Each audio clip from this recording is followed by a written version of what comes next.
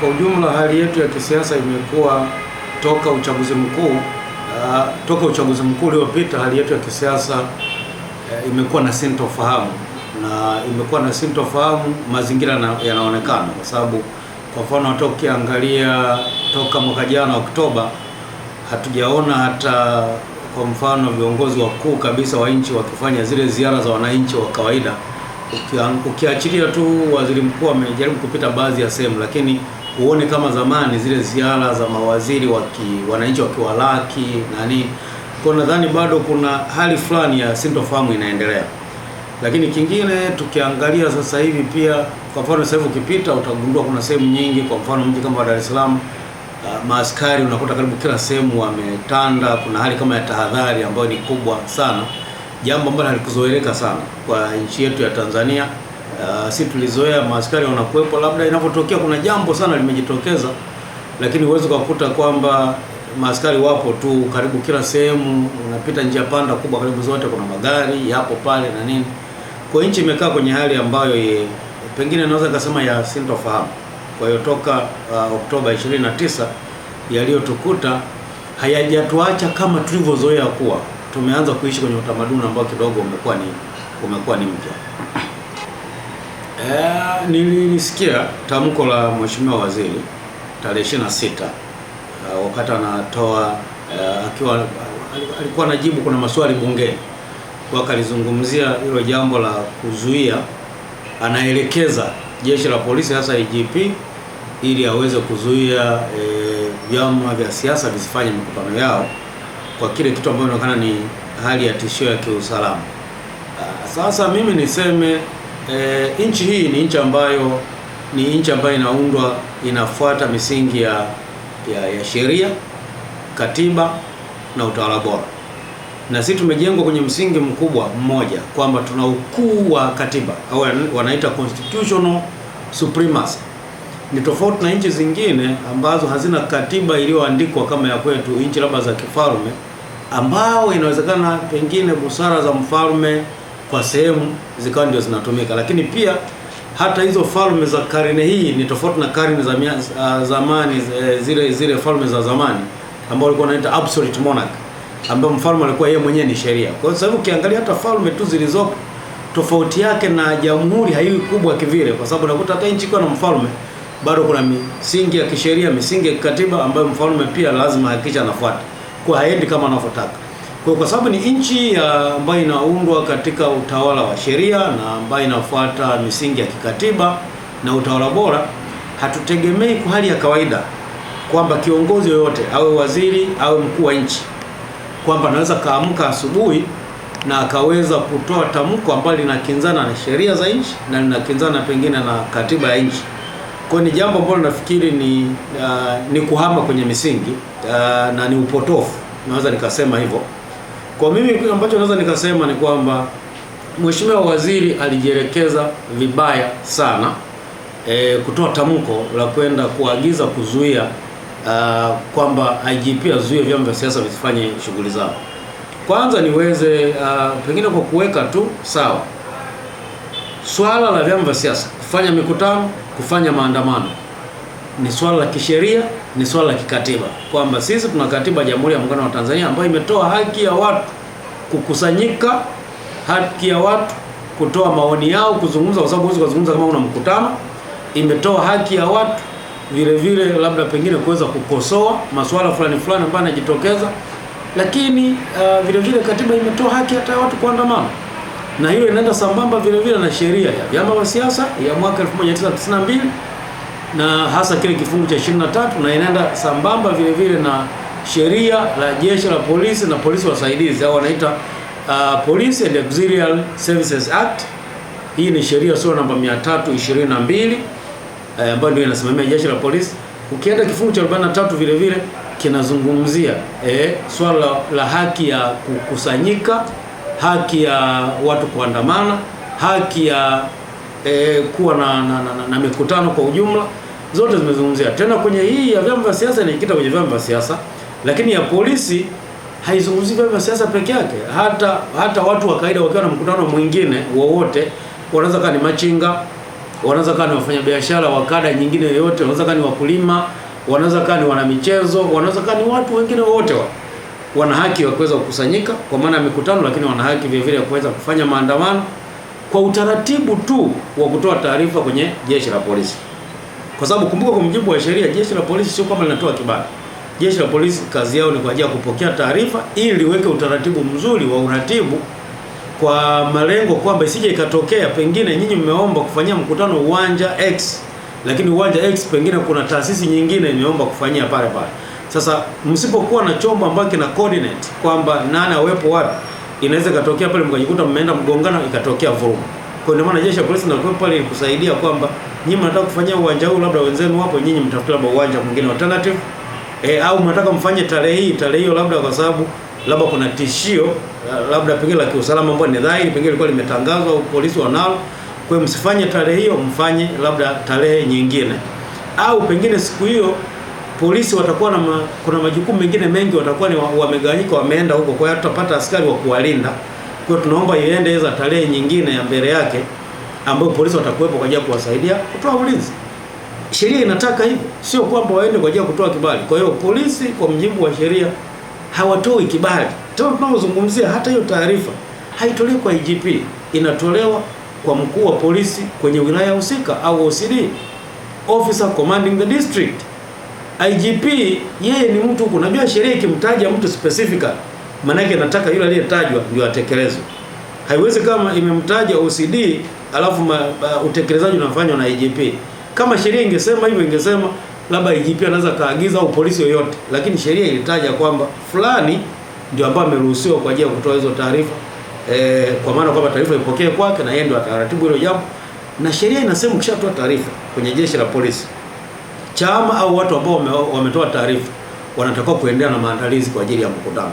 Kwa maana yake nini? Kwamba moja kwa moja sheria haikutaka polisi wazuie, yani kuzuia ni pale tu inavyotokea kuna mazingira, tunasema ni exception, ambao maana yake kuna mazingira ya dhahiri ya kiusalama au kuna jambo ambalo linapelekea askari wasiwepo wa kutosha kwa ajili ya kuwasaidia kutoa ulinzi kwa ajili yenu.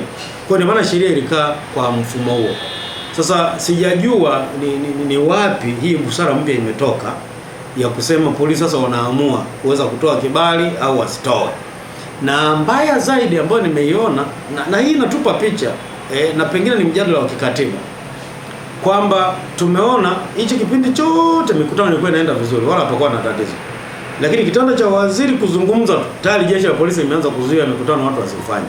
Sasa kumbe hii inaleta picha kwamba kumbe mara nyingi polisi hawafanyi majukumu yao kwa utashi wao. Maana yake hii inaleta picha kwamba wanafanya kwa mashinikizo. Hapo kumbuka, waziri huyu ambaye anatoa maelekezo, yeye ni mwanachama wa chama fulani cha siasa, halafu yeye ni kiongozi wa serikali ambaye ndio inakosolewa pengine na chama fulani. Sasa maana yake inawezekana kabisa kwa kuruhusu mwanya ikawa ni kichaka, waziri akatumia nafasi hiyo kuziba midomo ili watu wasiweze kukosoa serikali. Sasa mimi nafikiri hili ni jambo ambalo kwanza linapingana na ile spirit ya sheria yenyewe ambayo iliruhusu watu kuandamana, kujumuika na kutoa maoni. Kwa hiyo ni sheria ambayo kimsingi hiyo ni ukiukaji wa moja kwa moja. Kwa hiyo ni jambo ambalo kwa kweli halijakaa sawa kwa mujibu wa sheria, ni ukiukaji wa dhahiri, wala tusipepese macho. Sheria ni kwamba na katiba ya nchi zimekiukwa. Je, waziri ana mamlaka kisheria kuzuia mikutano ya hadhara ya vyama vya siasa? Ni udhahiri kabisa kwamba waziri hana chembe ya mamlaka. Labda niseme tu waziri mamlaka yake ni ya kisera. Unajua unapokuwa na vyombo vya ulinzi na usalama kama polisi, hiki ni chombo ambacho kina watu ambao ni trained, wana mafunzo kwa ajili ya kutekeleza majukumu yao. Sheria imewekwa mamlaka yao, taratibu zao zote zimeshawekwa kwenye sheria tayari. Kwa maana yake kiongozi wao mkuu wa jeshi la polisi ni sheria, ila waziri anaingia kwa sababu kuna mambo ya kisera, jinsi ya kuratibu angalau wanapofanya majukumu yao, hakikisha angalau wanatekeleza sera ambayo ipo.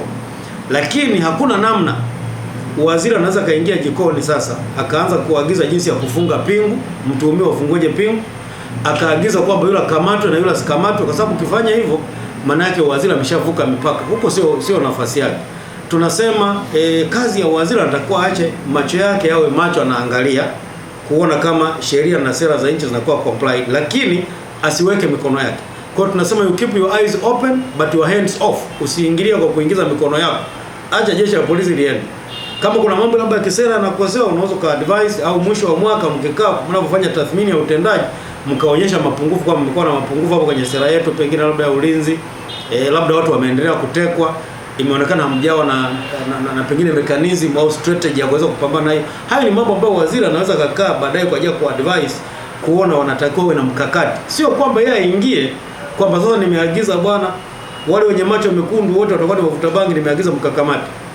Huo sio utaratibu wa kisheria. Kwa hiyo ni kazi ambayo polisi wanatakiwa waifanye wenyewe bila kuingiliwa. Na nimezungumzia kwamba pengine hili limetupa, mimi ninavyoiona tunasema is a blessing in disguise, kwamba ni jambo baya limejitokeza, lakini ndani yake limebeba baraka. Kwa nini baraka? Sababu linatufungua macho tunavyoenda kwenye mjadala wa katiba mpya, pengine tujaribu kutazama nafasi ya polisi kwa namna ya tofauti. Sasa hivi najua polisi yetu hakuna kifungu cha moja kwa moja kwenye katiba ambacho kinataja nafasi ya polisi, kuanzishwa kwake, IGP atapatikanaje, makamanda wakuu wanapatikanaje, uhuru wao wa utendaji wa kazi utakaeje. Sasa hivi kwenye katiba yetu ni jambo ambalo halipo. Kwa kilichopo tu, ibara inazungumzia kwamba rais atakuwa na uwezo wa kuunda na kuanzisha majeshi mbalimbali. Kwa hiyo imeishia hivyo, majeshi mbalimbali, maana jeshi la wananchi, nini, vikosi mbalimbali vyote vinaingia. Vinapatikanaje na nini? Utaratibu umeenda wa kawaida kwenye sheria za kawaida. Sasa ukiangalia utagundua sasa jeshi la polisi kwamba halina ule sasa uhuru kwa mjibu wa katiba, kwa sababu halina ulinzi wa moja kwa moja wa kutokuingiliwa. Na ndio maana unakuta waziri anaweza kupata ujasiri akaagiza leo IGP, alafu kesho ule mwangwi wa waziri ambao ameutoa utekelezaji nchi nzima. Kwa sababu tumeona tayari kwenye mikoa barua tayari zimeanza kutoka nyingi za kuzuia. Hasa unajiuliza wewe polisi, barua imeshakwambia utaweza ukaomba mkutano usifanyike kama kuna sababu za kiusalama ambao umejiridhisha. Halafu waziri OCD au mkuu wa polisi katika wilaya anasema nimezuia mkutano kwa sababu ya katazo la waziri, mpaka waziri atakaposema vinginevyo. Sheria ni wapi ambayo imesema katazo la waziri ni moja ya sababu ambazo zitapelekea mkutano usiweze chama kisiruhusiwe kufanya mkutano? Kwa hiyo unakuta ni kitu ambacho ni siasa. Yaani tumefika mahala tunakiuka katiba na sheria ya nchi, tunajipa mamlaka ambayo hayapo. Na ndio maana mimi nasema mheshimiwa waziri ni mwanasheria, ajitokeze kwa ujasiri, atutajie kifungu moja kwa moja ambacho kinaonyesha kwamba waziri ana uwezo wa kuzuia au kuagiza mikutano ya vyama vya siasa isifanyike. Na kama watunzi wa sheria ya vyama vya siasa pamoja na sheria ya polisi pamoja na Police General Order PGO, kama wangetaka waone kuna nafasi ya waziri, si wangeisema? Mbona ya OCD wameitaja? Kwa sheria ikitaja mtu inamaanisha huyu aliyetajwa. Haiwezi kaenda by necessary implication kwamba hata ambaye hajatajwa naye anaweza kaenda, kwa sababu tukiruhusu hiyo baadaye itafika mahala pengine chifu wa Sukuma anaweza kaamka asubuhi na akatoa maelekezo, chifu wa Ruguru anaweza kaamka, chifu Kingaru naye kaamka kesho akasema naye kuna maelekezo ameyatoa, mkuu mkoa anaweza kaagiza kwamba kwenye mkoa wangu sitaki labda SACCOS ziwepo. Sasa itakuwa ni vurugu, hatuwezi kuwa na nchi aina hiyo. Kwa kwenye nchi ni lazima tujikite kwenye utaratibu, na kabla hujatoa maamuzi yoyote ni lazima uweze kutekeleza au kukidhi vigezo vitatu. Kigezo cha kwanza, utuambie unafanya hilo jambo kwa mamlaka yako. Hilo ndio jambo la kwanza, aidha kwenye katiba au kwenye sheria au mwongozo mwingine wote wa kisheria ambao kwenye nchi. Mheshimiwa waziri ukimuuliza hapa, haweza kukutajia katiba, haweza kukutajia sheria, haweza kukutajia hata sheria ndogo ambayo imempa mamlaka hayo. Hiyo ni moja. Lakini cha pili, kwamba hata kama angekuwa na mamlaka bado sheria inaleta vigezo vingine. Itakuuliza, je, palikuwa na ulazima kwenye mazingira hayo kwamba unataka uzuie watu wasifanye siasa? Was it necessary? Palikuwa na ulazima kwamba lazima mfanye hivyo? Sasa tunajiuliza ulazima umetoka wapi kwa mazingira haya, kwamba na imefika mara tu waziri amekurupuka kwa sababu hamna mtu ameona jambo lolote ambalo lilikuwa labda ni tishio au nini, alafu kaagiza nchi nzima. Kwa kama pengine mmeona pengine hata kama utishio lingekuwepo, wangeweza kuagiza kwamba jamani, sasa baada ya siku kuwa na mikutano 40 tutajitahidi angalau kwenye mkoa iwepo mikutano michache ili tuongeze ulinzi kwenye mikutano ambayo inafanyika, angalau iendelee. Mmenielewa? Kwa hiyo hicho ni kitu cha pili. Cha tatu, wanaangalia kwamba okay, labda ulikuwa na mamlaka na ilikuwa ni necessary, walikuwa na ulazima wafanye hivyo, lakini je, hiyo ilikuwa ndio njia pekee ya kufanya? Yaani kuzuia ndio njia pekee kukuwa na mechanism au njia nyingine, kwa mfano labda kuongeza ulinzi au at least kusogeza kwamba labda tumezuia labda kwa wiki ijayo waende, kuna vitu labda tunaviweka sawa hapa. Hiyo na yenyewe ilishindikana. Sasa hiyo tunaita proportionality, kwamba hizo measures au hatua ambazo wamezichukua, je, hazijavuka sana mipaka? Palikuwa na ulazima wa kuua inzi kwa kutumia nyundo wakati ungeweza kutumia leso? Kwa haya ni mambo ambayo ya msingi, na haya ni ya kisheria kabisa, kwenye sheria zetu zipo. Kwa hiyo ukiangalia haya yote, Mheshimiwa Waziri nimesikia anajiita mwanasheria, kwa hiyo na sitaki nizungumzie wanasheria wake. Kama ni wanasheria wote, angalau hata introduction to law at least angeweza kuwa amejua haya, sababu haya ni mambo elementary kabisa. Yani mtu anapoanza tu kunusa sheria, basi anajua angalau kuna hii misingi inakuwepo pale. Lakini Mheshimiwa Waziri ameenda ametoa matamko. Nimesikia akihojiwa na chombo kimojawapo cha habari, akasema ana mamlaka chini ya ibara ya 3 na ibara ya 8 ya katiba. Bahati mbaya aliyekuwa anamhoji pengine hakuwa na katiba, akajaribu kwenda ndani. Lakini sasa naomba hapa nitumie nafasi hii kwa ajili ya kuondoa upotoshaji ambao umejitokeza. Ibara ya 3 ya katiba ya Jamhuri ya Muungano wa Tanzania ni ibara ambayo inaitambulisha nchi ya Tanzania kama ni nchi ya kidemokrasia ya vyama vingi isiyofungamana na dini yoyote. Sasa Mheshimiwa Waziri atuambie, kwa kuwa nchi ya kidemokrasia ya vyama vingi isiyofungamana na dini, uhalali wa yeye kuzuia mikutano unatoka wapi? Ina uhusiano gani hiyo? Kwa hiyo ni vitu ambavyo havina uhusiano wowote. Tena kwa sababu anataja ni nchi ya kidemokrasia, maana yake sikutegemea kwenye demokrasia mtu kazuia demokrasia, kwa sababu kufanya siasa, kufanya kukutana, vyama kujumuika, kutoa maoni yao, kukosoa, ndio demokrasia yenyewe. Maana yake tayari anaanza kukiuka hata ibara ya 3 ambayo nafikiri ameitaja bahati mbaya, aidha alikuwa hajaisoma au alikuwa ameamua deliberately labda pengine kutoa pengine tafsiri ambayo sio sahihi. Lakini ukienda ibara ya 8 yenyewe inazungumzia kwamba serikali itapata mamlaka kwa wananchi, na jukumu la serikali itakuwa ni ustawi wa wananchi na itawajibika kwa wananchi. Sasa ustawi wa wananchi ni pamoja na haki yao ya kidemokrasia ya kujumuika, ya kutoa maoni, ya kushiriki mambo mbalimbali, kuandamana, kuonyesha hisia zao. Ndio ustawi wa jamii. Jamii ambayo haiwezi ikatoa maoni yao, haiwezi ikaonyesha hisia zao, haiwezi ikajumuika pamoja wala kutoa maoni wala kukosoa, jamii hiyo haina ustawi, ni jamii mfu. Kwa hiyo jamii yetu maana yake ina nafasi hiyo. Kwa maana yake kimsingi Mheshimiwa Waziri hata ibara ya 8 ambayo ameizungumzia, sijui kama atakuwa ameisoma, kimsingi kwa tamko lake ili tamko ambalo ni batili kabisa toka awali, limeenda kukiuka hata hiyo ibara yenyewe. Kwa hiyo kimsingi ni tamko ambalo halina uhalali hata kwa sekunde moja. Na kama ingekuwa ni nchi ambayo pengine watu wanaheshimu sana uwajibikaji, mimi nitegemea Mheshimiwa Waziri au ameshaachia ngazi, pengine mtu mwingine akae ambaye anajua misingi ya muhimu ya kuheshimu katiba, kuheshimu utawala wa sheria na kulinda taswira ya nchi hii. Labda mimi niseme tu kwamba nchi yetu wote tunajua kwamba ndani ya miezi michache iliyopita kuanzia Oktoba mwaka jana, tumepita experience ambayo sisi wengine toka tumezaliwa ambao kidogo tuna miongo kadhaa hatuwezi kupita haya mambo ambayo tumeyaona kipindi hiki. Ni magumu sana, tumeweza kuyapita. Taswira yetu imejadilika sana duniani. Sasa hivi tuna kazi ya kujaribu kurudisha taswira, dunia ione kwamba labda taswira halisi ya Tanzania ipoje. Sasa kipindi tunajaribu kuona tunajengaje taswira irudi, kuna mtu anakuja amechafua tena taswira. Kwa hiyo ameenda ameweka tena tobo. Yaani ni kama vile mna ndoo mnachotea maji kwa ajili ya kunywa wanafamilia. Kwa kipindi mmejaribu kuziba ndoo ilikuwa imetoboka karibu kila sehemu ili mkachote maji, kuna mmoja amekuja amepiga ngumi amepasua tena sehemu nyingine. Kwa hiyo nadhani ndio kitu ambacho kinafanyika. Mimi ni waombe waheshimiwa mawaziri, viongozi wetu, kipindi hiki ni kipindi ambacho kuna muhimu sana wa kujizuia. Kama kuna vitu huna cha kuongea, si lazima sana uongee. Kuna mambo mengine mengi sana ya kuweza kufanya. Waziri wa mambo ya ndani, mimi nitegemea jitokeze, pengine angezungumzia hali ya watu, kwa sababu hata ripoti ya Jaji Chande imezungumzia kwamba kuna watu ambao wengi ambao wamepotea hawajulikani walipo. Akina Humphrey Polepole hawajulikani wako wapi. Kwa mimi nitegemea labda akina Soka hawajulikani wako wapi. Labda Mheshimiwa Waziri angeweza kutusaidia baada ya kujikita kumia demokrasia. Angeweza pengine kutumia nafasi hiyo kukaa na jeshi la polisi, kuwashauri na kuwaagiza pengine walete mkakati gani wanao kwa ajili ya kuhakikisha haki ya kina Humphrey Polepole pamoja na kina Soka na watu wengine na wengine wengi ambao inaonekana wamepotea, haki yao ipatikane. Ndio mambo ya msingi tegemea afanye. Sasa ni kama vile mheshimiwa waziri ameacha portfolio yake ya majukumu yake, ameanza kutengeneza kitu ambacho ni kipya, alafu anakuja na excuse ambayo ni ya general, haina legal basis yoyote. Kwa hiyo sioni msingi wowote wa kisheria, wa kimantiki wala wa kisera katika maamuzi ya mheshimiwa waziri kuliingilia jeshi la polisi na kuanza kuagiza namna ya utendaji. Kwa hiyo hicho alichokifanya ni kama sasa kijana ameoa, baba mkwe sasa kaenda kwa kijana wake anamwagiza mke wa kijana wake namna ya kupika. Sasa huko is too far. Kwa hiyo lazima afike mahala wewe utulie, waache watu ambao wanapika huko. Hata common sense ya kawaida kwenye maisha yetu, kila jambo lina mipaka.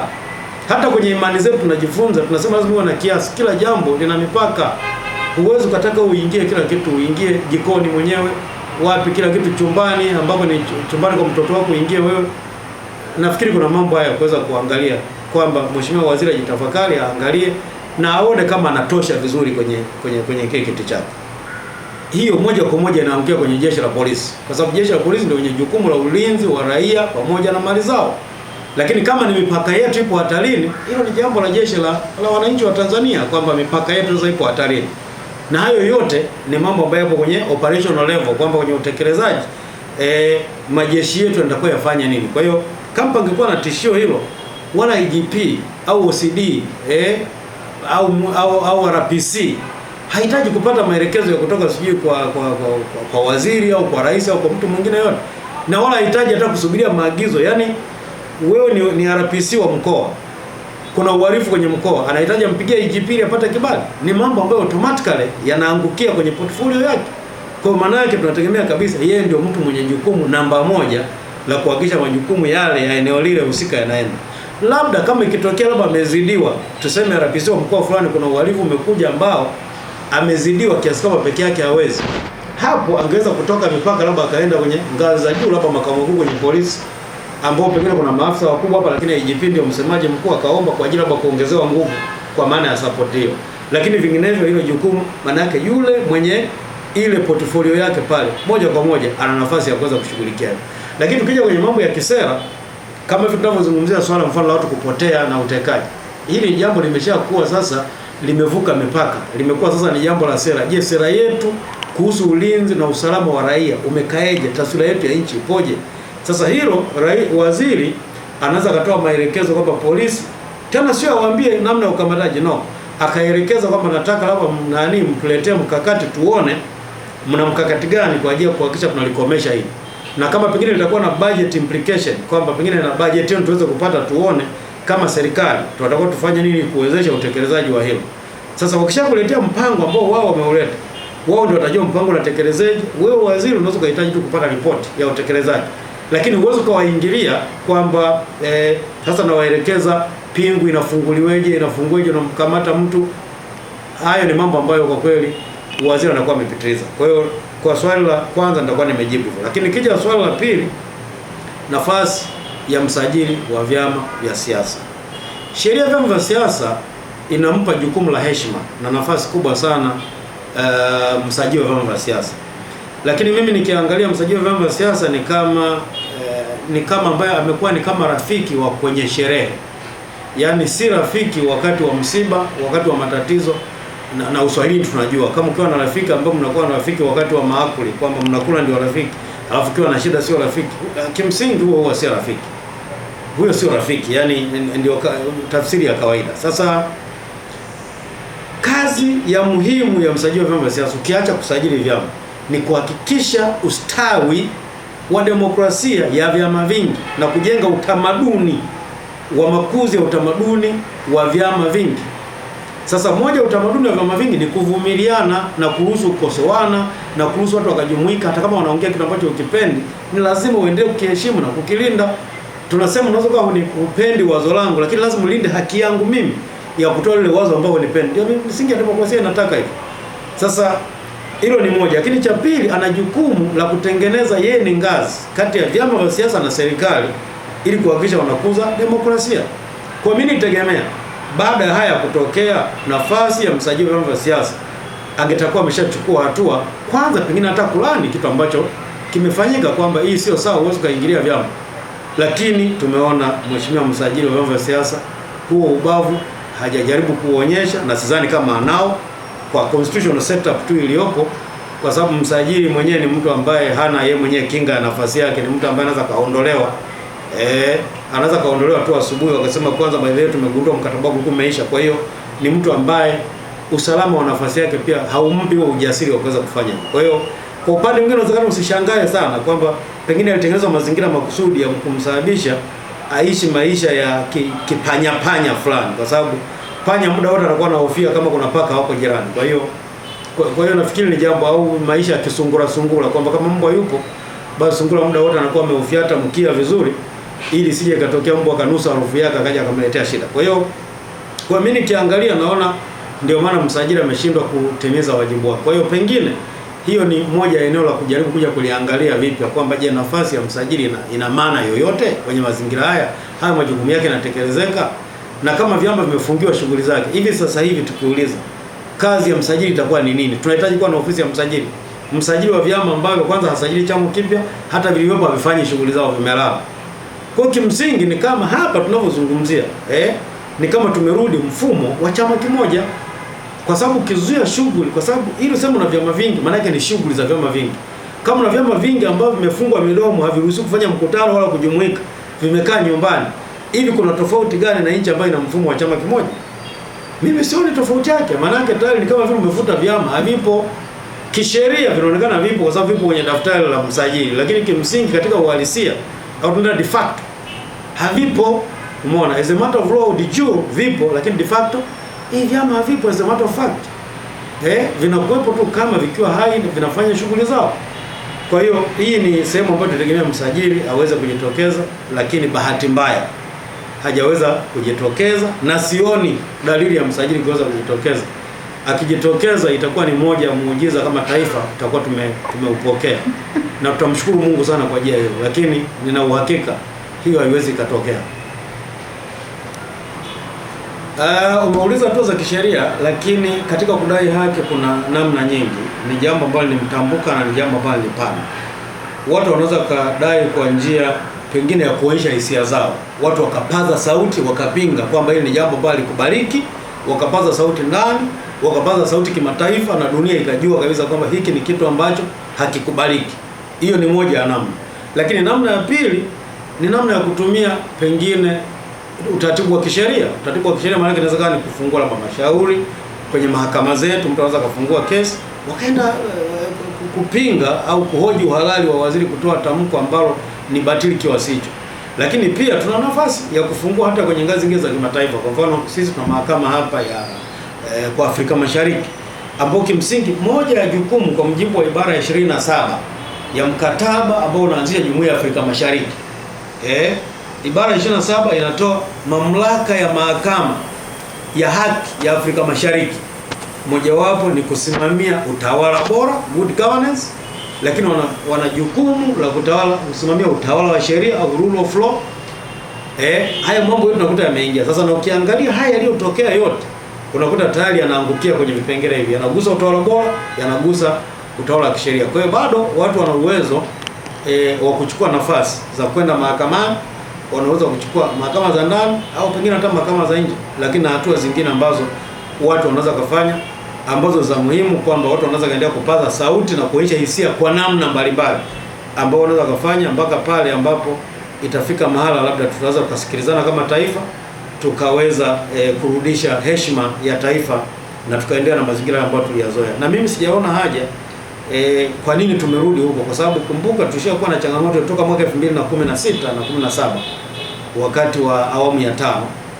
Mheshimiwa Rais wa awamu ya 6 wakati ameingia akaja akasema hapana, lile katazo la mikutano tumeliondoa, vyama vina haki ya kuendelea kufanya mikutano. Sasa tunajiuliza hili jinamizi ambalo limejificha nyuma, ambalo linaweza kaiumbisha nchi, likaenda kinyume na tamko ambalo Mheshimiwa Rais alilitoa na akawaahidi Watanzania kwamba haki yao ya kidemokrasia ya kikatiba, kwa sababu hili sio ombi, ni haki yao, kwamba aliahidi kwamba atalinda hiyo haki, watu waendelee kuitumia. Waziri amepata wapi ujasiri wa kuweza kuizuia haki ambayo Mheshimiwa Waziri alitamka kwa hadhara ya kuruhusu hiyo haki iendelee kuwa? Sasa hii mimi naweza nikasema kwa tafsiri, inaweza na tafsiri nyingi. Pengine inawezekana hii mimi nikasema hii ni namna ya kuhujumu pengine tafsiri ya Mheshimiwa Rais. Kama kwetu tunataka kulinda tafsiri ya Mheshimiwa Rais, tusimuingize kwenye vitu ambavyo vitasababisha aendelee kuonekana kama ni mtu ambaye haamini kwenye utawala bora, haamini kwenye haki za watu, haamini kwenye utawala wa sheria. Mimi siamini kama tumefika level hiyo. Kwa mimi nadhani kuna watu ambao pengine wanatengeneza tu mazingira ya serikali kuonekana kila siku na changamoto ambazo ni kubwa zaidi, au kuna matatizo ambayo kila siku ni ya kujitakia tu yanaendelea kutengenezwa. Kwa kama tushatoka huko, mimi sidhani kama ingekuwa ni busara tuweze kurudi huko, lakini mimi nitoe rai kwamba tuna haja kila mmoja alipo aendelee kupaza sauti kwa ajili ya hili jambo. Hili jambo sio zuri, kwa sababu niseme waziri wa mambo ya ndani ndio waziri ambaye anasimamia vile vile taasisi zingine kama pengine taasisi za dini, usajili zipo chini yake. Sasa kama leo ameweza kutoa tamko kwa ajili ya kuzuia vyama vya siasa visifanye shughuli zake, akatoa tu maelezo ya jumla, tunaita blanket statement. Hivi kesho huyu haweza kaamka asubuhi akasema misikiti yote na makanisa yote yasifanye shughuli zao? Ni nini ambacho kinamzuia? Tunasema kama unaweza kutembea kilomita 1, ni nini kinakuzuia kesho kutembea kilomita 1.5, kilomita 2, kilomita 20? Kuna jambo gani la kuzuia? Kwa hiyo jambo pekee ambalo linaweza kutuzuia ni kuhakikisha tuna vindicate, kusimamia misingi ya katiba, kwamba tusiruhusu mtu aende kinyume na sheria ajifanyia anavyotaka yeye. Tukiendelea hivi tukaamini kwamba sasa hivi amelenga vyama vya siasa, kesho na wahakikishia atakuja kulenga taasisi zingine, ambayo inawezekana kesho ukajikuta hata uhuru wetu wa kukutana tukaabudu ukaja ukapotea. Tukajikuta kila mtu anaabudia nyumbani, ukiuliza atasema waziri ameona tu ameagiza kwa sababu na sababu za kiusalama ameziona, au kaagiza tu taasisi fulani, pengine anaweza kaagiza hata SACCOS kwamba kwa sababu ya usalama haturuhusu watu angalau kuanzia 2 au 3 wakusanyike, hata kama ni SACCOS zinaenda kwa ajili au vikoba vyao. Anaweza kufika hiyo level, kwa sababu nani atamzuia kama tukiacha hiyo? Kwa mimi nafikiri njia iliyokuwa sahihi ni kuhakikisha tunamkumbusha mheshimiwa waziri na kumrudisha kwenye msingi na kumwambia haya hayakubaliki, sio sawa. Nchi hii ni lazima iendeshwe kufuata misingi ya katiba, misingi ya kidemokrasia na misingi ya utawala bora. Sasa ulinzi wa haki za watu ni jambo ambalo ni pana. Lakini ulinzi wote wa haki kwanza unaanza kwa kutajwa kwamba kitu kisha kuwepo kimewekwa kwenye sheria. Haki ya kujumuika, haki ya mikutano, haki ya kutoa maoni ipo kwenye katiba, ipo kwenye vyama vya siasa, ipo kwenye sheria ya polisi na polisi wa wasaidizi, ipo kwenye PGO na ipo kwenye mikataba mbalimbali ya kimataifa ambayo Tanzania imesaini, ikiwepo ni mkataba wa haki za kiraia na za kisiasa wa mwaka 1966, lakini vile vile upo kwenye tamko la dunia la haki za binadamu ya mwaka 1948. Kwa kitendo cha kuwepo tu kwenye sheria, huo ni ulinzi namba moja. Lakini sasa tatizo kubwa ambalo linatukumba sisi, moja, ni utamaduni wa kuto kuheshimu katiba, utamaduni wa kuto kuheshimu sheria. Tunaita the culture of impunity, kwamba hata nikifanya jambo fulani nitafanywa nini, au fulani akifanya nitakuwa siguswe. Yani hiyo ndio ugonjwa ambao unatusumbua sana. Sasa huu unasababishwa na nini? Kwamba tuna mifumo ya kisheria na ya kikatiba ambayo inatengeneza vyombo mbalimbali. Hivi vyombo havina udhibiti, havina mekanizmu ya kusababisha kila chombo, kila mtu kwenye nafasi yake awajibike. Yaani kwa mfano, waziri anapokuwa amepitiliza mamlaka akatoa tamko ambalo limeleta madhara kwenye taifa, katiba yetu na sheria yetu imeweka mekanizmu gani kwamba tunamshughulikia? Pengine itakuwa poteza sifa za kuwa mbunge na sifa za kuwa waziri. Tungekuwa na hicho kipengele na utaratibu huo, maana yake automatically angejikuta waziri hawezi akapitiza mamlaka kwa sababu anajua ugali wake utapotea. Lakini cha pili, IGP, OCD au polisi mwingine ambaye anakuwa amepokea tamko haramu au maagizo haramu na kuyatekeleza, sheria inasema nitakuwa fanywa nini? Tutakuwa tuna utaratibu kwanza wa kumlinda asiweze kuingia, lakini pili akikiuka tumfanye nini? Kwa kama tulikuwa na mekanizmu yoyote ingeweza kutusaidia tukapunguza sana au tukaondoa kabisa hizi changamoto za watu kufanya mambo ya ajabu. Na ndio maana nchi zingine unakuta hata watu wakiandamana, pengine wakati mwingine hata wameandamana wamekiuka hata taratibu, polisi hata namna ya kuadhibu, kwa sababu tayari sheria za wenzetu zipo serious. Unakuta hata namna ya kumdhibiti mtu hawezi kutumia nguvu iliyopitiliza sana. Kuna namna wamefunzwa kumpunguza tu nguvu na nini, hawezi kufika level ya kumuua, pengine kumvunja viungo vyake. Hiyo huwa ni hatua ya mwisho sana. Lakini kwenye mazingira ya sisi ambao unakuta pengine mfumo wetu hautengenezi udhibiti na uwajibikaji, haya ndio matatizo. Kwa hiyo niseme tu kwamba kutajwa kwenye sheria na katiba na mikataba ya kimataifa peke yake Kama hatuna namna ya kumwajibisha mtu ambaye anakiuka, hiyo peke yake ni kitu ambacho hakitoshi. Kwa ambacho nasema ni kwamba katiba yetu haina mfumo wa kujitetea au wa kujilinda yenyewe, na sheria zetu zina changamoto hiyo ya kuto kujilinda wala kujitetea, na ndio maana Rais wa awamu ya 5 aliposimama tukisema nimezuia vyombo vya siasa visifanye shughuli zao. Baada ya hapo hakuna chochote, maana likiuka katiba ya nchi, lakini hakuna hatua yoyote ambayo ilichukuliwa mpaka leo tunazungumza. Lakini tukikuwa na nchi ambayo inasema ukikiuka katiba pengine ipigwe kura kutokuwa na imani kwamba huyu kiongozi ambaye amefanya vile maana yake nitakuwa wajibiki. Lakini pia ukitaka kufanya hivyo inategemea, je, una bunge ambalo limepatikanaje, una bunge huru?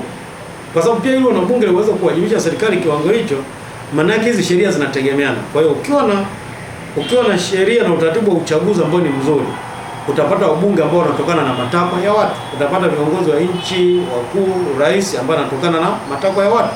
Kwa hiyo mwisho wa siku kura ya mwananchi itaheshimika. Kwa hiyo mtu akitaka kufanya jambo lote kinyume ataogopa wananchi.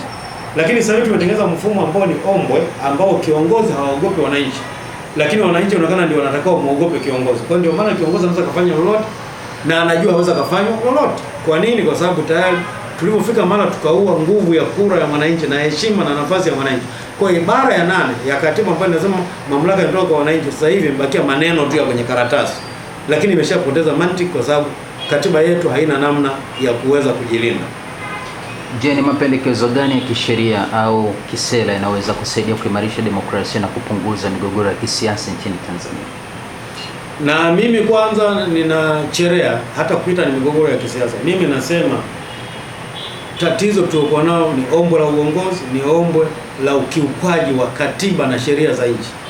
Kwa namna pekee ambayo kufanya ni kutengeneza katiba ambayo inaweza kujibu haya maswali yote ya msingi. Katiba ambayo ni ya wananchi, katiba ambayo ni imara, katiba ambayo itatengeneza vyombo ambavyo vinadhibitiwa na wananchi, sio kwamba vinadhibitiwa labda na rais au na mamlaka za uteuzi. Ionekane kabisa tuna vyombo ambavyo kila chombo kikaa pale kinaona kimetokana na wananchi, kiweze kuwaheshimu wananchi. Bunge ambalo linatokana na wananchi, ambalo linawasikiliza wananchi. Ni tofauti na sasa hivi utaona hata mbunge akisimama, sijaona mbunge yote akiwapongeza wananchi ambao labda wamemchagua. Kila mtu anaenda pale anatumia muda mwingi kupongeza Rais wa Jamhuri ya Muungano wa Tanzania. Sasa unajaribu kujiuliza kwa nini muda mwingi tutakao tukae kwa ajili ya kumpongeza rais badala ya kupongeza wananchi? Na imefika mara hata mwingine akimkosoa rais, kuna mtu anasema sitakubali mtu anayemkosoa rais, tutaenda kupingana naye. Sasa unajaribu kujiuliza, rais ni mtumishi wa wananchi. Na mimi naamini rais angependa, kwa sababu anapokosolewa, kukosolewa maana yake ni kioo. Pengine kuna mambo, rais ni mwanadamu. Kwa hiyo nadhani kuna vitu wa kuviona, lakini watu wakiongea nasema okay, kumbe kuna mtazamo huu, ngoja nijaribu kuangalia. Kwa hiyo kunyima nafasi ya ukosoaji maana yake ni kumnyima mheshimiwa rais nafasi ya kujifunza zaidi na kuona kuna mambo ambayo itakuwa kuboresha zaidi. Kwa hiyo mimi sioni kama ni jambo ambalo lina afya sana. Kwa hiyo lazima tutengeneze mfumo ambao wananchi watakuwa na sauti yao itaheshimika, kura wananchi itaheshimika, alafu kuwepo na udhibiti wa kutosha, na mtu atakaye kiuka sheria au katiba tuwe na mechanism au mfumo ambao utapelekea aweze kuwajibishwa kwa ajili ya hiyo. Tofauti na sasa hivi ambapo mfumo wa kulindana au impunity umekuwa ni mfumo wa wazi, kwamba kuna watu wanakuwa ni untouchables, kwamba anajua hata kifanya lolote hakuna wa kumfanya lolote. Sasa mkiwa na taifa la aina hiyo, ni taifa ambalo ni baya na ni taifa ambalo linatengeneza mwanya sasa baadaye, kwa sababu mkifika mahala kwamba mifumo iliyopo watu hawaamini kama itatoa utatuzi wa changamoto zao na matatizo yao, watu wataanza kufikiria namna nyingine. Kama ni kijijini, kwamba pengine wanategemea ofisi ya kijiji, kama ofisi ya kijiji haiwasaidii kijijini, mtu mwingine anayeamini kwenye ushirikina angeza labda twende kwa mganga, labda karoge, anatafuta hiyo njia. Hasa kwenye taifa watu wataanza kutafuta namna nyingine. Ndio maana watu wanachukulia sheria mkononi wakati mwingine. Kwa nini? Kwa sababu kama wameona mifumo ambayo ingewatendea haki haiwezi kufanya kazi, then mtu anatafuta nani kimfaacho mtu ni chake. Kwa hiyo anatafuta namna nyingine kwamba nitafanyaje ili na mimi nipunguze machungu, nionyeshe hisia zangu kwa kile ambacho najua nimefanywa. Kwa hiyo sidhani kama kuna ulazima wa kutaka tulipeleke taifa. We are pushing the nation too far. Kwa hatuna haja ya kulisukuma taifa lifike kwenye level hiyo, ambao nadhani baadaye inaweza kuwa ni gharama kubwa sana kuja kurudi kwenye misingi yetu.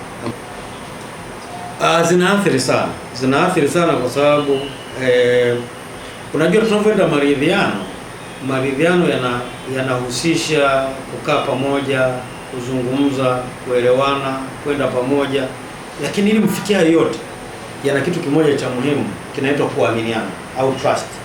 Sasa kama kila siku mkikaa mnazidi kuparulana, yani kuna mtu anaongeza donda jingine, mkitaka mwanzo kuzungumza ameleta vurugu, mkikaa mtu ameonyesha huko kisu, mwingine ameonyesha nini, hiyo inaua kabisa mazingira ya watu kuweza kuzungumza.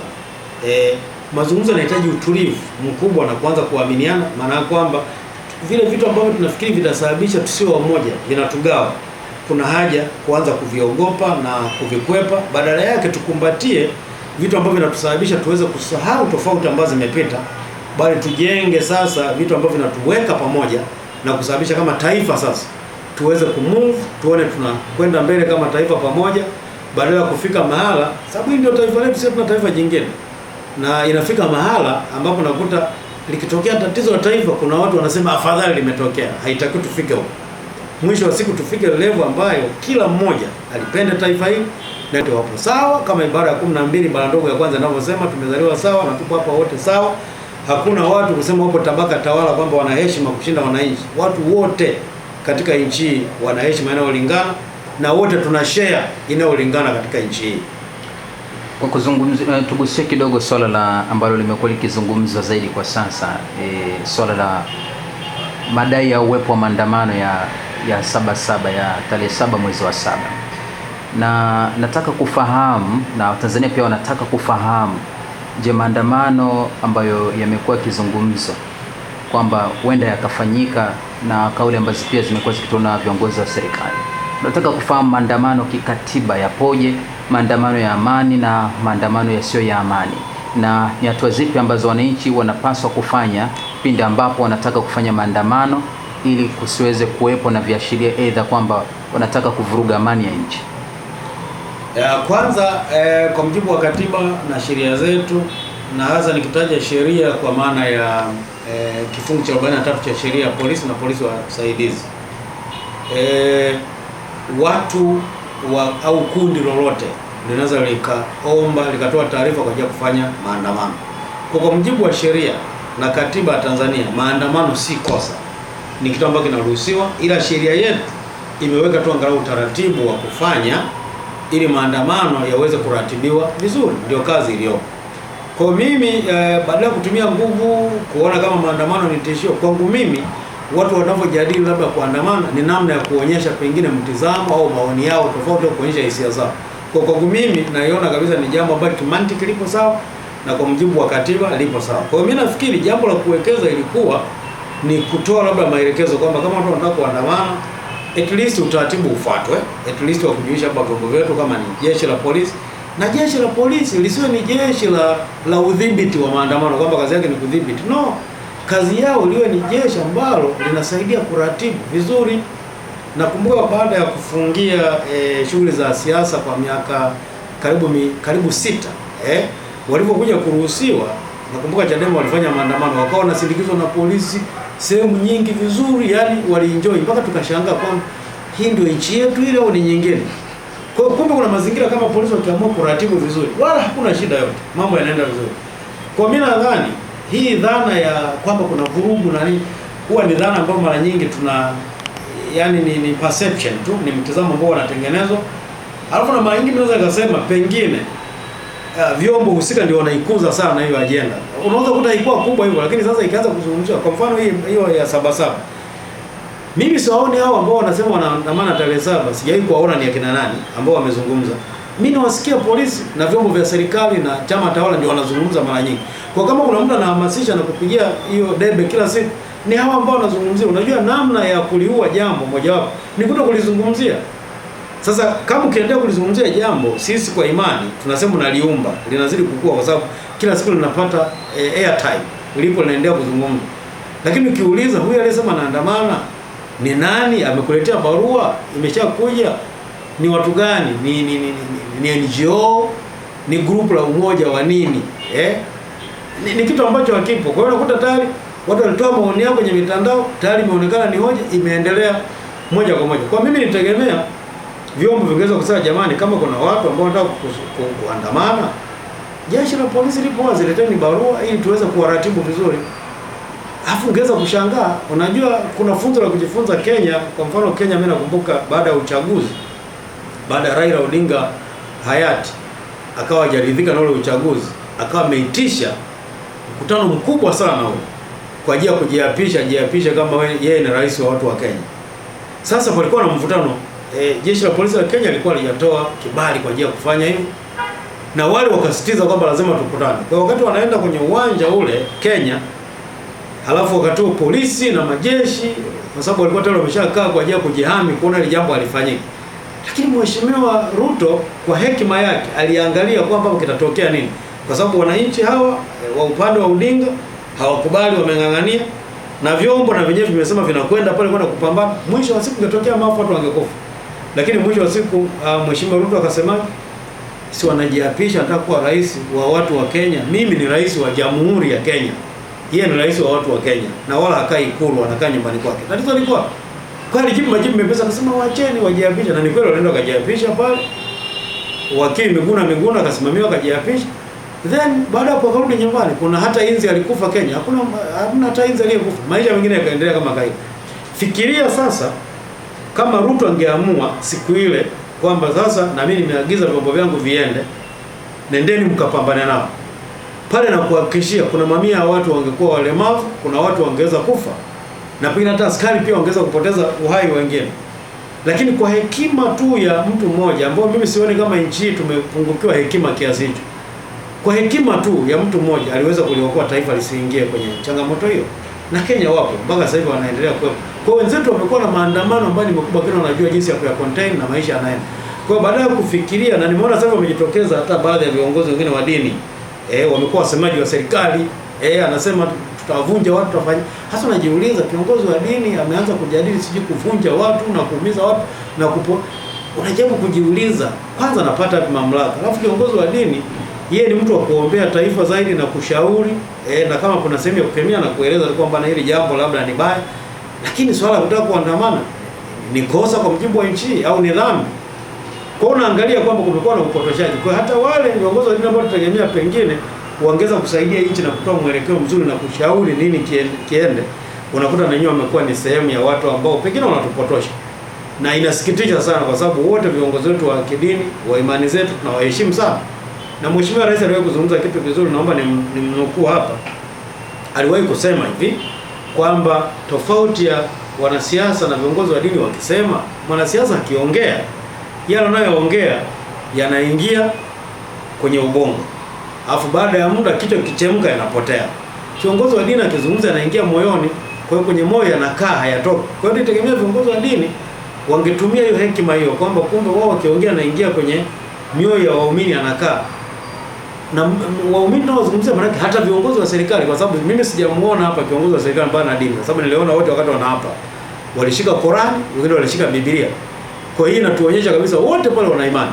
Kwa kama wana imani, maana viongozi wetu wa dini wakikaa wana uwezo kuwashauri, na wakishawashauri taifa litakaa vizuri, na wasisite kushauri. Na tuogope sana huu ugonjwa unaitwa chawa, ambao sasa umekuwa ni mkubwa mpaka viongozi wa dini wamekuwa chawa. Hapana, viongozi wa dini ndio tabaka pekee ambalo hata wengine wote wakiwa chawa, lenyewe litakuwa liendelee kusimama kwenye kweli, kwa sababu kazi ya dini ni kwa ajili ya kusimamia haki, ni kwa ajili ya kuendelea kusimamia ukweli nyakati zote. Na ndio maana ukiangalia katika historia ya dini zote, watu wengi hata walikubali wakapoteza uhai wao kwa sababu ya kusimamia ukweli, kwa ajili ya kusimamia haki.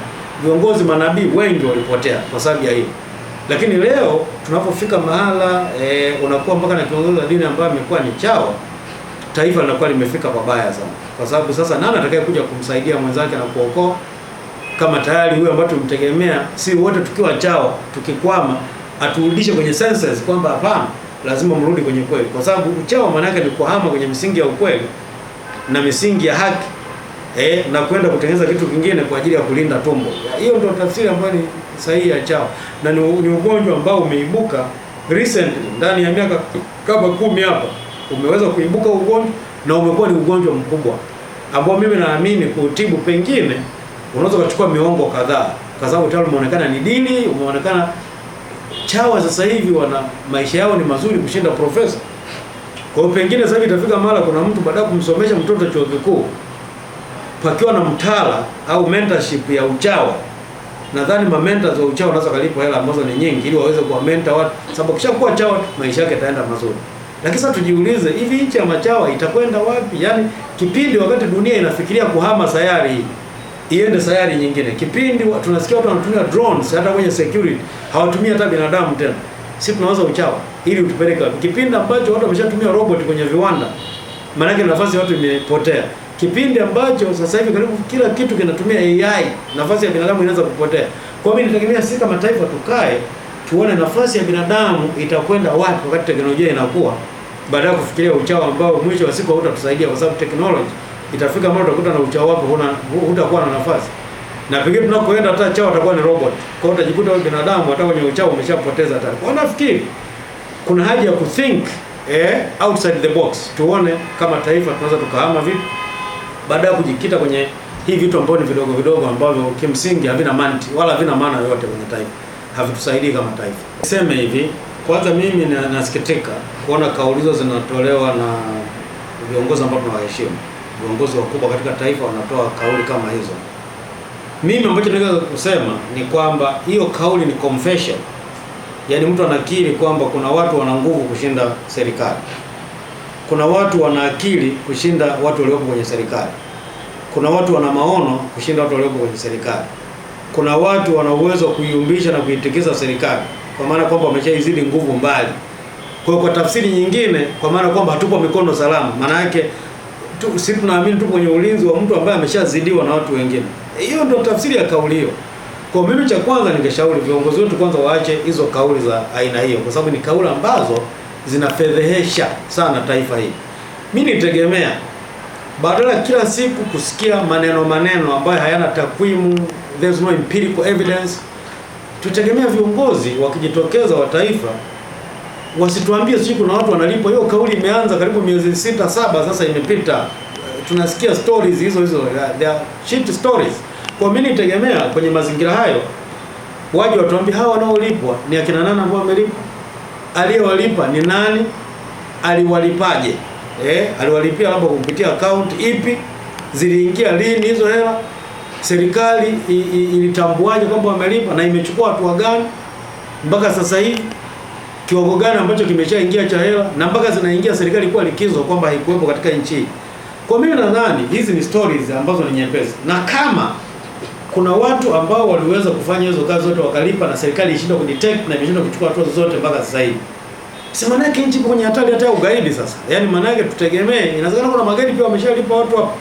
Sasa usalama wetu uko wapi? Usalama uko wapi? Kwa sababu ikifika hapo sasa, kwa lugha nyingine ni kama sasa serikali imenyosha mikono kwamba kuna watu hapo bwana wameshatuzidi. Serikali inalalamika, yani ibara ya 8 ya katiba ya Tanzania, jukumu namba 1 la serikali ni ustawi, is the welfare of the people. Ustawi wa jamii ndio kazi namba 1. Hasa kama kuna jambo ambalo linatishia ustawi, kwamba kuna watu wamelipa ili watikise amani ambayo ni ustawi namba 1 katika nchi, kwamba nchi inataka kwenda kuyumba, halafu kiongozi ambaye yeye tumempa majukumu ya kutulinda anakuja kutulalamikia sisi. Kwa lugha nyingine, si maana yake nafasi imemshinda, itakao sasa aseme jamani nimeshashindwa, narudisha daruga ili avae mtu mwingine aweze kuwalinda. Hiyo ndo tafsiri yake. Unakujeje kulalamika? Yaani unajua ni sasa mimi nimemweka mlinzi, mimi namweka mlinzi afu mimi nimelala ndani.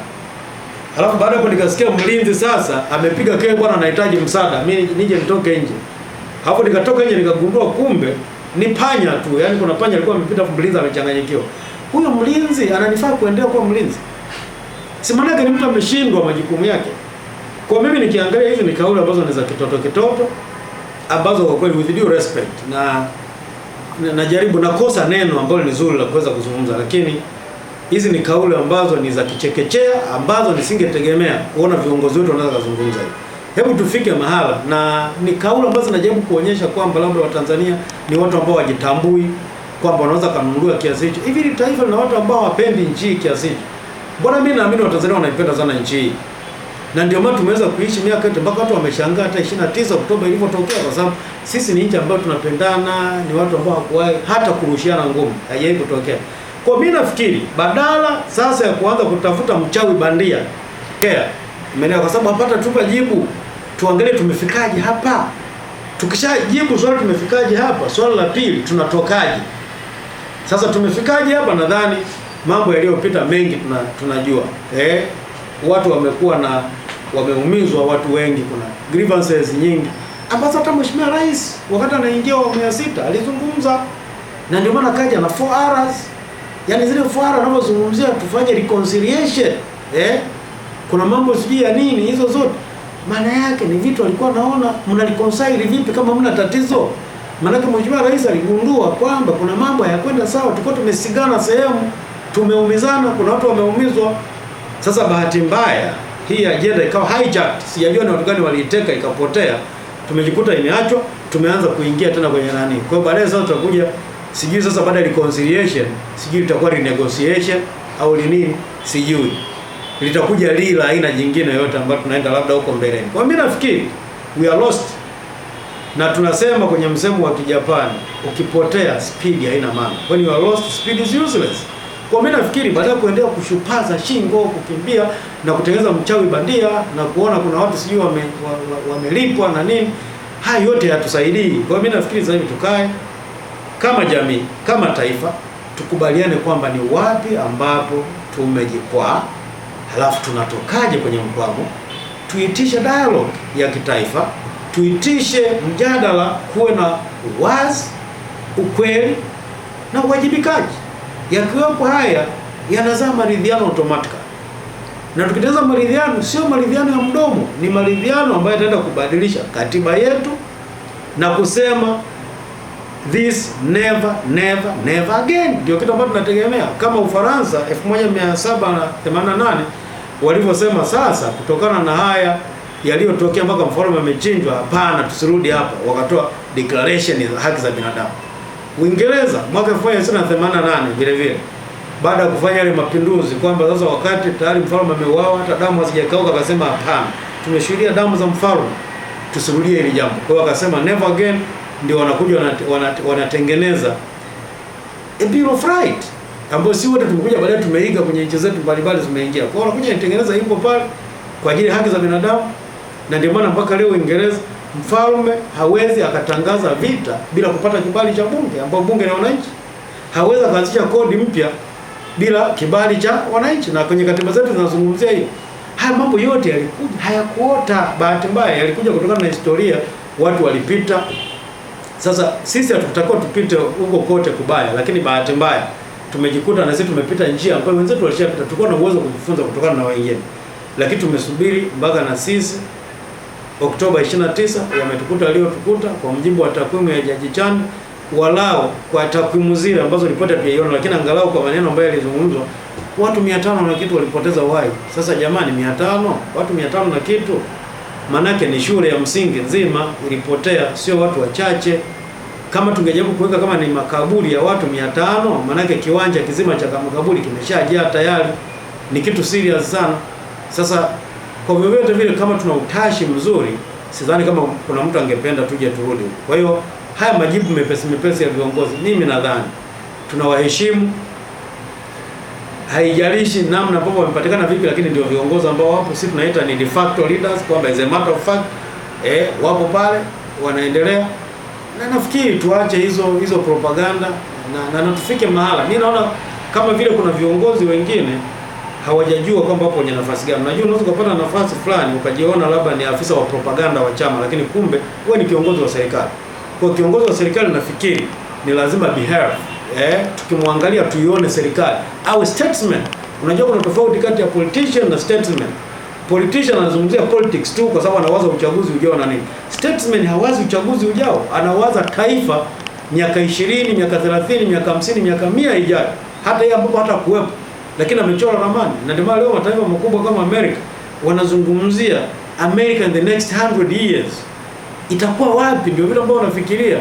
Kwa hiyo sisi tukaona watu wameanza kurusha vyombo kwenda mwezini toka mwaka 1959 huko watu wameenda, kwa sababu tayari walianza kufikiria miaka 100 ijayo, hii nchi inaenda wapi?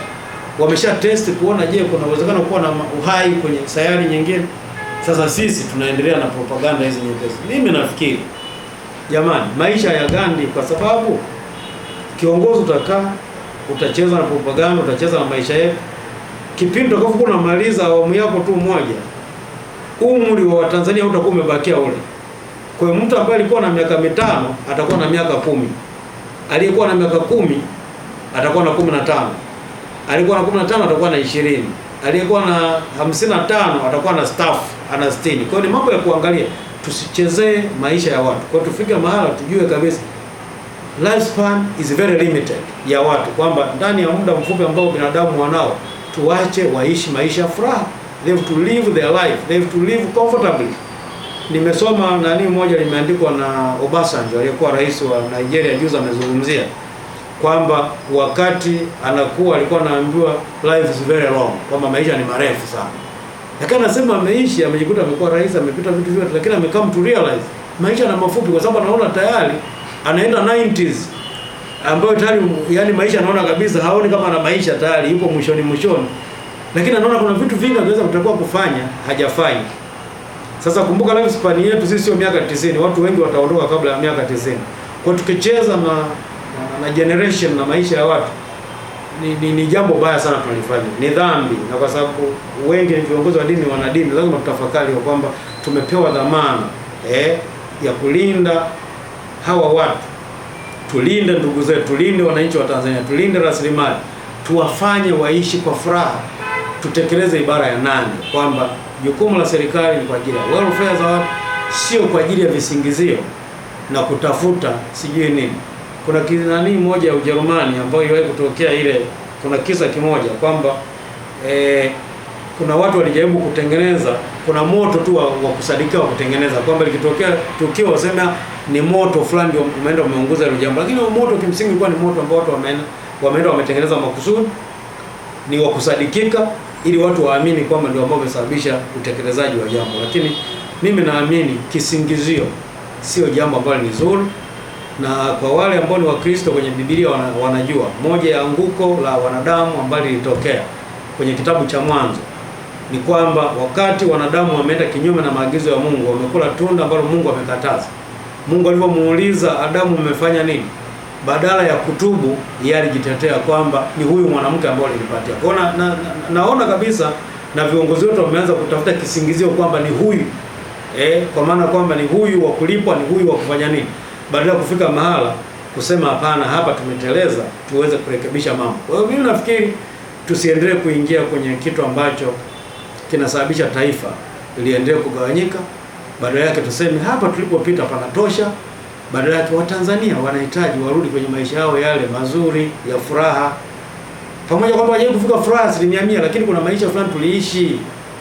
Kuna miaka fulani, miaka 13, 12 iliyopita hapa 14.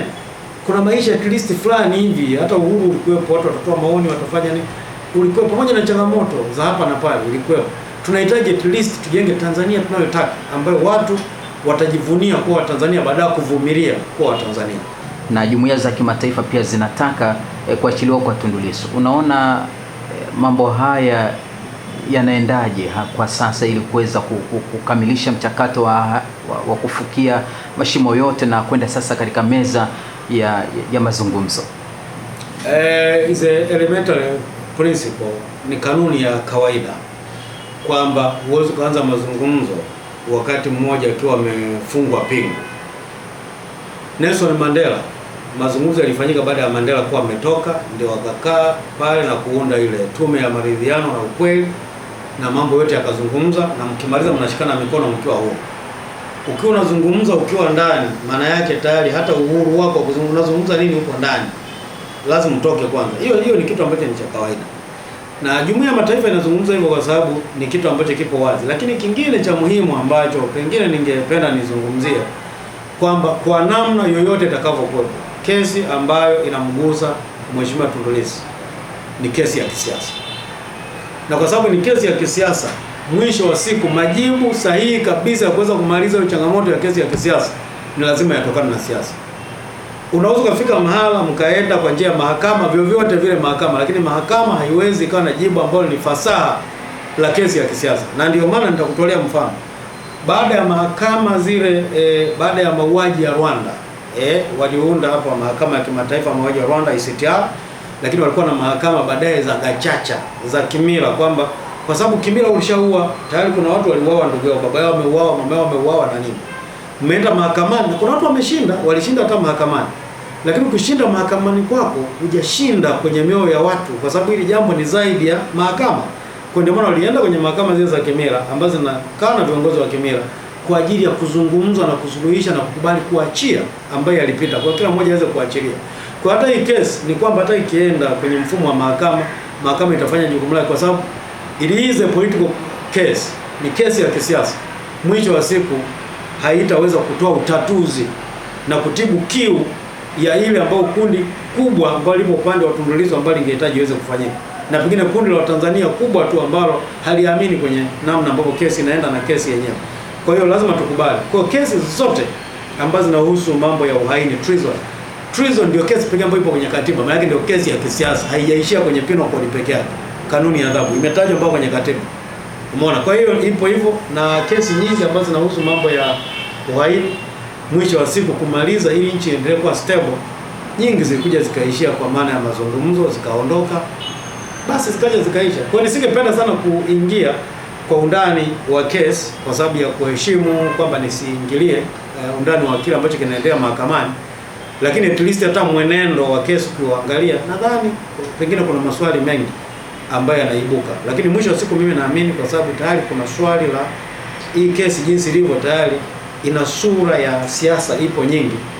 Kwa mimi ni rai yangu kwamba at least ili kweli tuweze kumaliza hizi sintofahamu, tuweze kutibu taifa hili, kuna haja ya kuweza kukaa kwenye mazungumzo, na sisi tutakuwa sio wa kwanza, kwa sababu hata akina Mandela ilibidi watolewe wakati wapo wanatumikia hiyo adhabu pamoja na mazingira yaliyokuwepo.